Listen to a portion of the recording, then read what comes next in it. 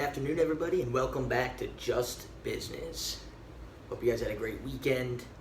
Hope you're ready to learn a little more about the economy, a couple more definitions, a few more ideas, expand your knowledge. That's what this is all about. So today we're going to be talking about money, everybody's favorite topic. Everyone loves money, but where does it come from? Is it just printed off by the government and distributed out to businesses or to banks? Does it grow on a tree? And, would a money tree actually be something that you would want? These are all questions that we can answer today. So stay tuned and watch the video in its entirety to get all the answers to your questions. Before we get started, I'm going to ask you to subscribe. There's a lot of good knowledge out there. Subscribing is beneficial to you. Giving this stuff away for free. Come on. It's better than that. Don't we all love free stuff? So go ahead and subscribe. Please give this video a like. And let's get started.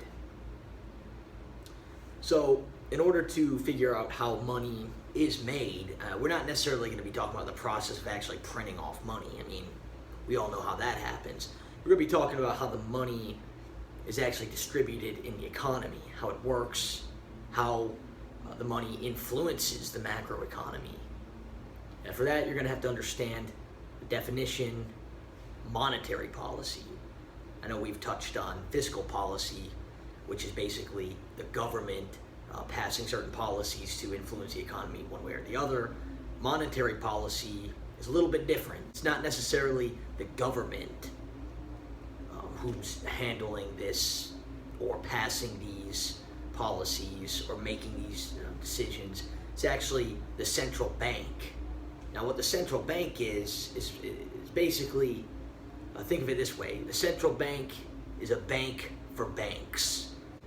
One way that they do this is by buying bonds. Right? Another way they could sell bonds.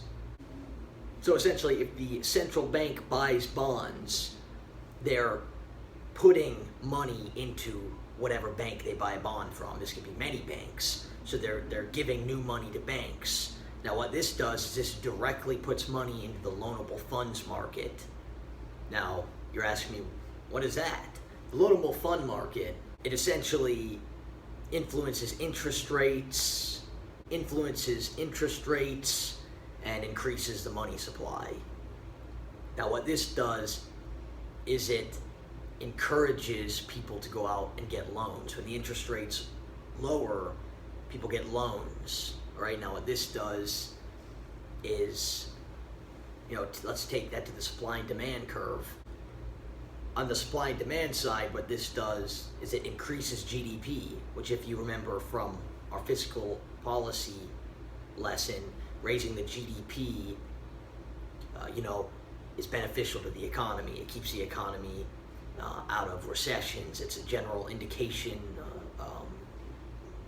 of the health of an economy. So when the loanable fund market money supply increase, interest rates go down. In the supply and demand side, GDP rises, unemployment lowers, but price level rises. So that's one of the downsides to this, is that price level actually does rise. This is also known as inflation. So that's what's called expansionary monetary policy. There's also contractionary monetary policy, which is essentially the exact opposite. The federal bank or central bank sells bonds. They take money out of the loanable fund market. Interest rates go up. That discourages people from taking out loans, and as a result, GDP lowers, unemployment may rise, and price levels will drop. So there's instances where both of these are actually used in the economy. I'm going to insert a diagram here of expansionary monetary policy in the loanable funds market on the left and the supply and demand curve on the right. So as you can see, They influence each other. Again, this isn't necessarily a good thing in the long run. As a matter of fact, let's touch on that. In the short run, everything that I explained previously, that's what happens when money enters the loanable funds market in the short run. GDP goes up, price levels go up, you have inflation. What happens in the long run? Well, in the long run, monetary policy is basically ineffective. Price everything. So in the long run, everything adjusts. So there'll be no effect on GDP. There'll be no real effect on unemployment. There'll be no real effect in the long run at all. So it's essentially ineffective in the long run. However, the only thing that does remain constant is price level.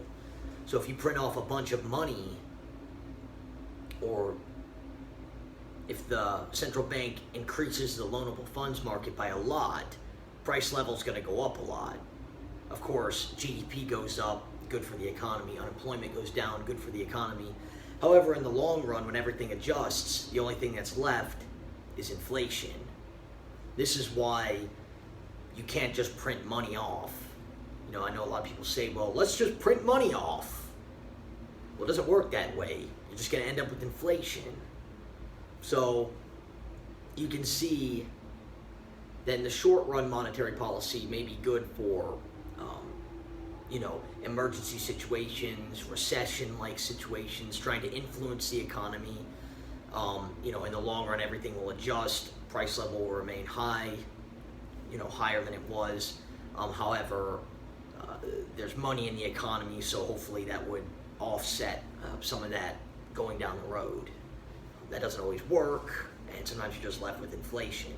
That's why these kinds of policies can be damaging to the economy. So, to answer a couple questions that I posed in the beginning of this video is, would a money tree be worth it? The answer is absolutely not. It's a good concept, but a money tree would unfortunately be worthless. Yeah, you put so much money into the loanable funds market. There's more for the economy. Of course, in the short run, it seems good. In the long run, left with a horrible level of inflation. So, while a money tree might be something nice to imagine or daydream about, in reality, it would just only hurt the economy.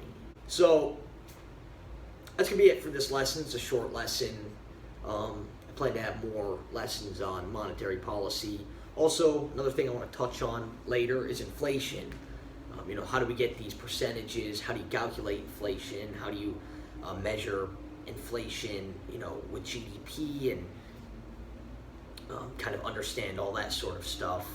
So those are some lessons we can definitely touch on in the future. But that's going to be it for today. Hope you learned something. Don't go planting that money tree. It's not going to do you any good. Not in the long run, anyway. So, I'll see you later. Give this video a like. Please subscribe. And remember, it's just business. See you later.